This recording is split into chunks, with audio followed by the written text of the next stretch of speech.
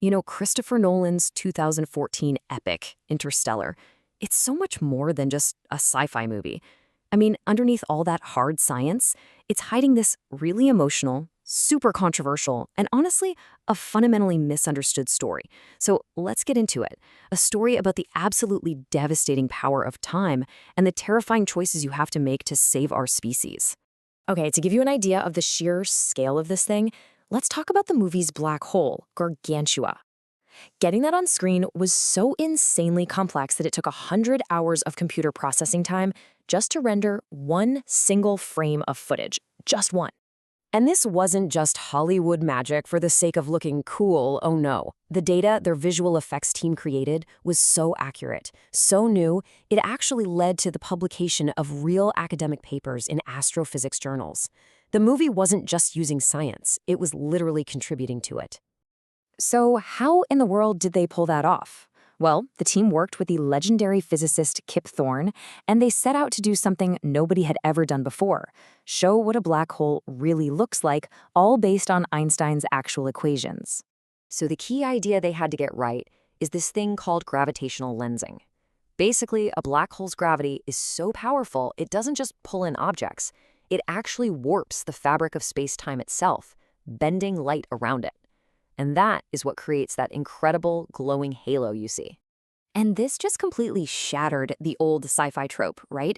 Instead of that classic flat 2D vortex that just sucks everything in, Gargantua is this glowing sphere of warped light.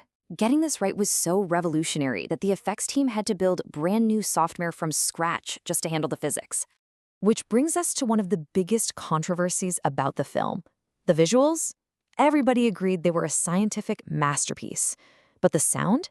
A ton of people walked out of the theater complaining they couldn't hear the dialogue. So what happened? Was it just a huge mistake? The answer is a huge, emphatic no. That chaotic, overwhelming sound mix wasn't a mistake at all. It was a totally intentional and pretty radical, artistic choice by Christopher Nolan. And it was designed to make you feel a very specific way. See, Nolan wanted to pummel you with sensory overload.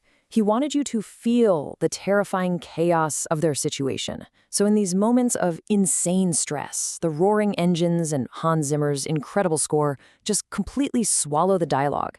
The words become just another sound effect in this symphony of chaos, putting you right there in the cockpit with them.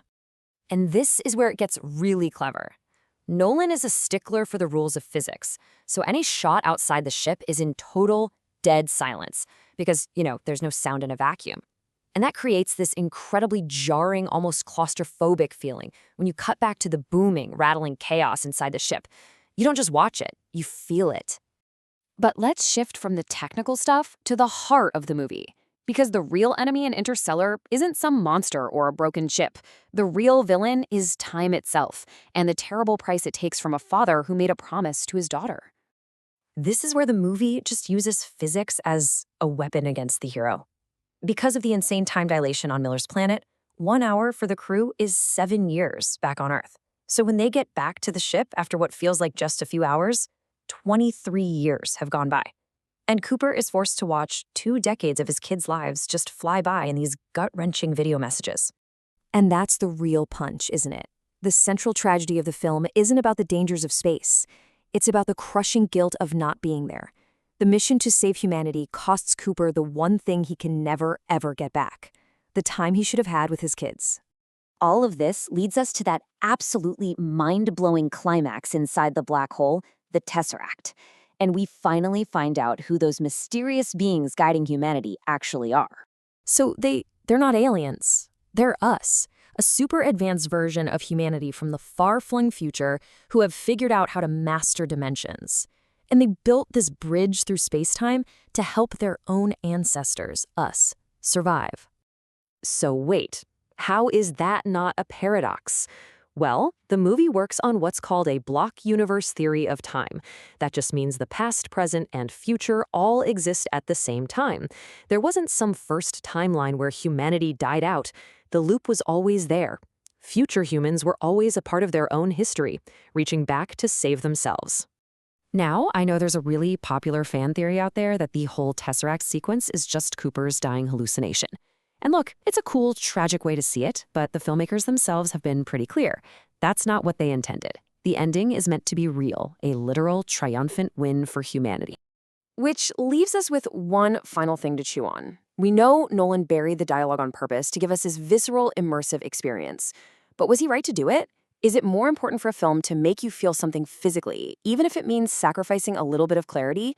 Honestly, that's a debate that's still going on.